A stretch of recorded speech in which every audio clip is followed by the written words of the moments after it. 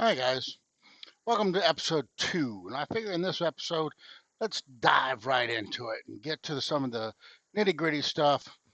One of the, the hottest topics right now in the political scene is abortion, versus Wade, and how that was overturned and the power was given back to the states. And I'm just going to give my opinions here.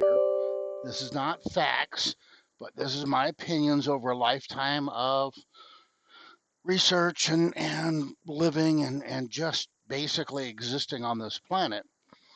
Is America is a federation. This means that we're a group of independent states, and each state gets to make up their own rules for the people that live there. For instance, Idaho doesn't have to live by the same rules as California. And this is a good thing because Idahoans normally don't agree with some of the perspectives in California. I don't not sure if it's granular enough, but if you look at cities, the bigger cities, New York, L.A., San Francisco, Houston, Tampa, things like that, they tend to be much more liberal in some of their leanings. And then you've got the rural areas, which are your farmers, these guys that work with their hands. Um, they tend to be much more conservative in their leanings.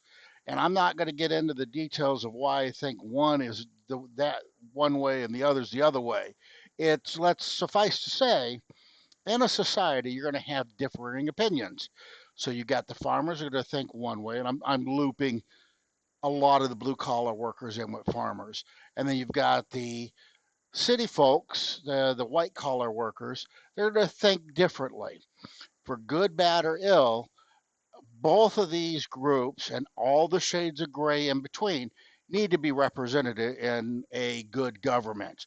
I think America's come very, very close to creating a government where all of these guys can be represented. And this is why we have three different forms of three different branches of the government is to help segregate and keep one party or one person from dictating what happens for the rest of us. And no matter how good and altruistic that person is, they're going to miss the needs of some folks.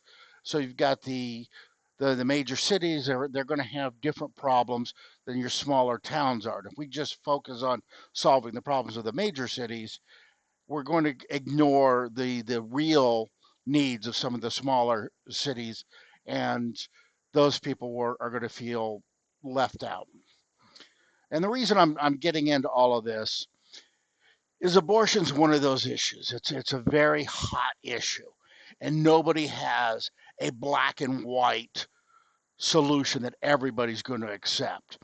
So you've got the two extremes. You got the one extreme over on the right that life begins at conception, and as soon as the sperm hits the egg, that's it. That's a human life. And then you got the other extreme, which is like, no, as long as it's in a woman's body, she gets to dictate what happens to anything in her body.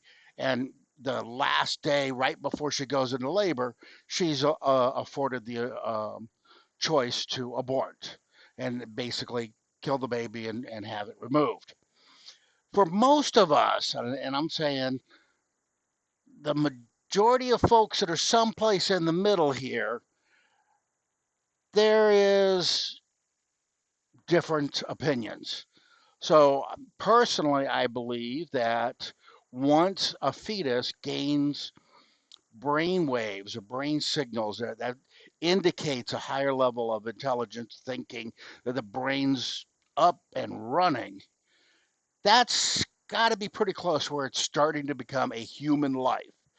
And given a human life, in my opinion, humans, all of them, have certain rights. And one of these rights is to live without somebody else taking their life.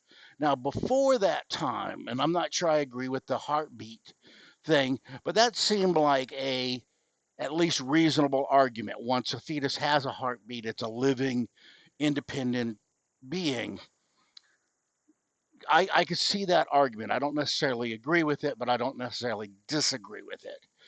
But I don't agree that conception, that the first time the cells um, um,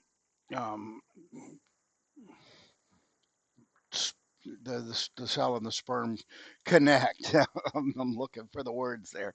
Um, impregnated, or the first time the cell divides. That, in my opinion, is not really a human being, and in the full sense of the word. And mistakes happen. There are rapes. There's cases of incest. There's cases of just ignorance of people getting pregnant. There's mistakes, and whatever happens, and having a woman forced to carry to term and all of that under those conditions seems like we're taking away her human rights. So we got to give some time before this um, fetus is a human for the mother to decide, is this the right time, place, and decision for her? And I do believe the father should have input, but ultimately, the mother's the one that's going to have to carry it to term. The mother's the one that's going to have to um, give birth to this child. The majority of that decision should lie with the mother. So, why am I explaining all this? I'm giving you one perspective. And my perspective in this particular state seems to be in the minority. So, Texas has decided that all life is sacred, and abortions are going to be extremely hard to obtain for anyone under any circumstances. I personally disagree with that, and I was very disappointed they went with that. I could have lived politically with the heartbeat bill that they originally came out with before Roe versus Wade was overturned, because that gave the woman time before this was an actual human being to make the decision.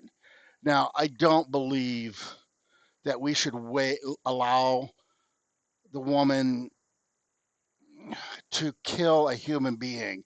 So if they wait too long and this fetus becomes a thinking human, they can feel pain and all of this, there's a certain threshold where that fetus becomes a human and gets rights, to the right to live, not be murdered by somebody else.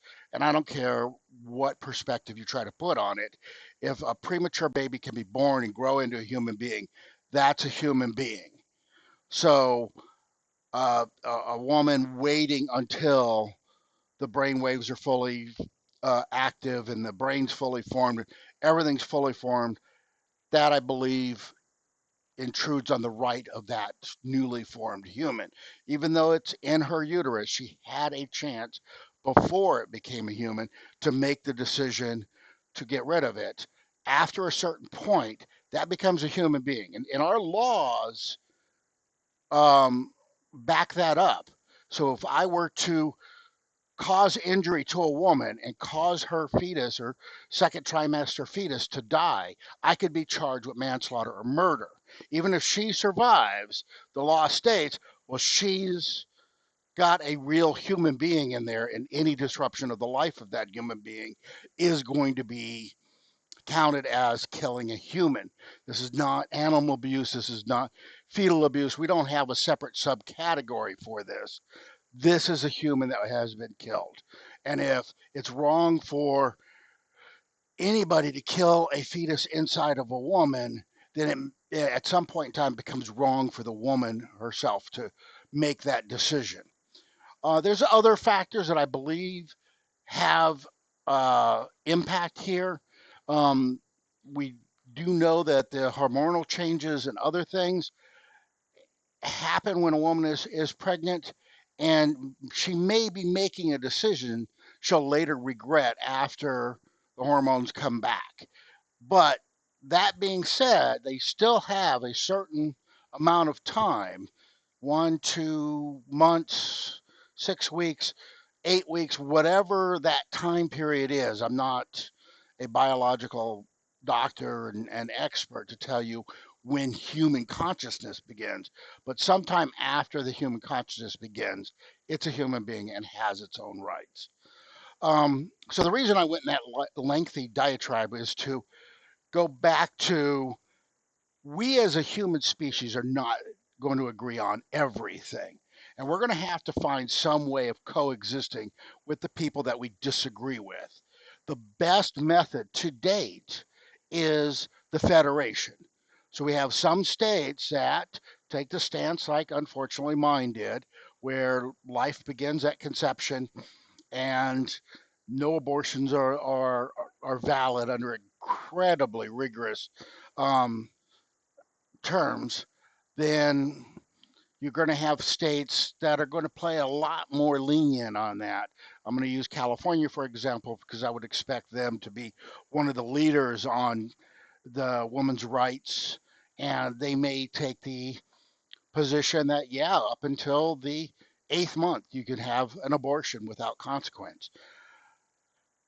This allows these differences of opinions to coexist. So if you're very stringent and you're very set on women's rights and they deserve the right to abort up until the day of birth, you're going to move to a state that is more aligned with your beliefs.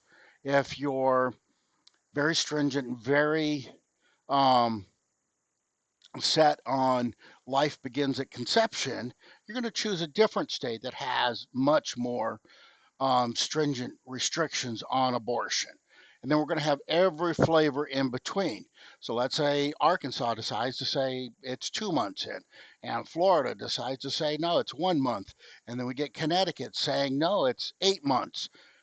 We have a choice to move to these different states and have them represent what we are willing to tolerate as an individual.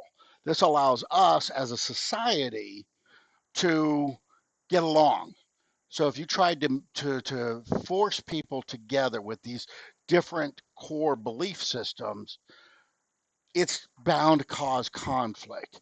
But if you have them segregated by states that more align with their ideals and their views, they're going to have a much more um, calm life. They're going to not be as upset by what's going on around them, and they're going to feel that their voice and their needs are being met. Um, Unfortunately, that's really all I have on the whole Roe versus Wade. I actually agree with the Supreme Court stating that we should not be making these decisions from a federal level. We need to bring this back down to the states. And I'm a firm believer that we need to get the laws closer to the people that are affected by them. And we need to stop trying to dictate everything from on high as if we're all exactly the same. We all have the same beliefs. We all have the same opinions. This is just silly. We know from history we're willing to die on the hill for any number of core beliefs. Instead of having us in this constant state of flux, and the reflection from the glasses is distracting me. Instead of having this in the state of flux where we're constantly going back and forth and grading, we need to make sure everyone has a chance to be representative. Unfortunately, there's going to be outliers. There's people that think that you should be able to abort after the kid's 2 years old. I think that some opinions and some um, um, beliefs don't need to be catered to. I think the vast majority of Americans believe that is too late to do that. Also, I think forced sterilization, things like that, to prevent people from getting pregnant is something else that we need to leave to an individual's opinion. So if you want a vasectomy, if you want to get your tubes tied, that is an opinion that is a belief that you should be able to give you a certain amount of time to remedy the situation before it becomes a human being.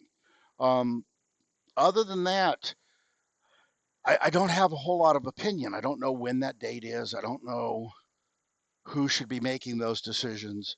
I do think that no matter what we do, we're always going to disagree on the details. So the Federation works for us. And I would very much like to see us go much closer to the Federation we were originally founded in, not to the point where some states can completely ignore human rights, but to the point where within reason we can differentiate and still coexist as a country. All right, that's all I got for today's session. Hope you enjoyed it.